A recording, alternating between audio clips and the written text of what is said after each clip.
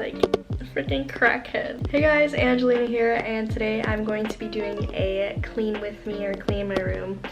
For the past few, maybe like a week or week and a half, I've been super busy with like lots of events, school stuff, and so I just like have been throwing around like all of my stuff when I get home, and then I just cram things and then just go straight to bed without cleaning. So my room's been super messy, so this is just gonna be a little like clean with me, so yeah.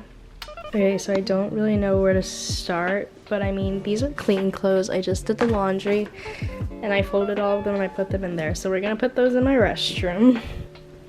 And then this stuff we're just gonna throw in a trash bag. Not this, but all the boxes and bottles which are gonna recycle.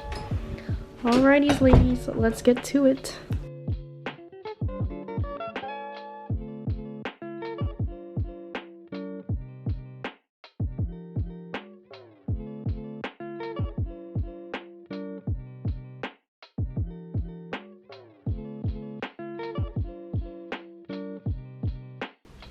My man's got this for me.